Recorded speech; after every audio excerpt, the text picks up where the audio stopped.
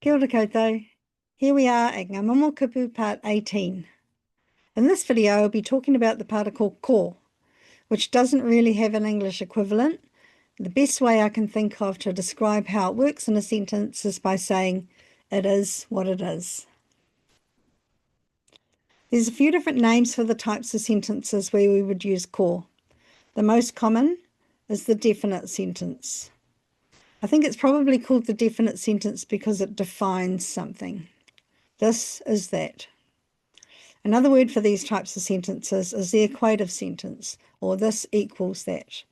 It probably works in the same way as a math sentence, where one side of the math sentence equals the other side.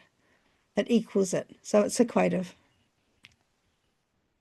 An example of these that we've already encountered when we learned about how to introduce ourselves or get to know each other is ko wai tō ingoa. And the answer, ko, and then tōku ingoa. My name is. So let's have a look at some examples of the types of kupu that we can use with ko in a definite or an equative sentence. There's four main ones. First one is a name. Either a personal name, a place name, the name of an iwi, hapu or waka, or a natural feature like a maunga or an awa. Next up is the pronoun, like koe, ia, aho, and all the other pronouns we've used. Next type of word that can follow ko are nouns, te kaiako, ngā tamariki, etc. And the last word class that we can use after ko are demonstrative pronouns, which are words like tēnei, tēnā, tērā, and so on. Let's have a look at some examples now, starting with the idea that one side of the sentence is equal to the other side, which makes it an equative sentence. I want to say my name is Liz.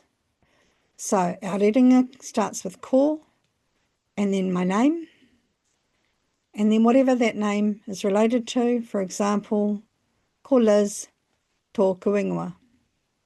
My name is Liz. Here's another one. Ko Ana tōku hoa. Ana is my friend. Here's the same thing again with some other names and some different sentence structures. Ko kata te mama o mere. Ko taio te ingoa o te marae. Ko hone tōna ingoa. And ko tāne mahuta te atua o te ngahere. Here's some examples now using tūkapi or pronouns. Ko ia taku hunaunga. He is my son-in-law. And ko raua ngā kaiarahi. They are the leaders. The next set of examples are using nouns. Ko te tūmua ki te kaiarahi o te kura. The principal is the leader of the school. And ko ngā wahine, ngā kaiwhakahaere o te hui. The women are the organisers of the meeting. Last set of examples are using demonstrative pronouns. Again, the sentences start with ko, followed by the demonstrative pronoun and then the item that they are referring to. Ko tēnei te kaupapa matua. Ko era ngā kupu taketake. And ko tērā tō rātou marae.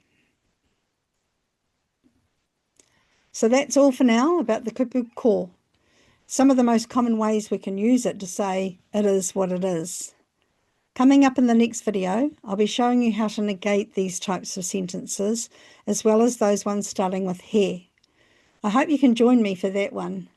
Ngā mihi nui kia koutou katoa. Hei konā.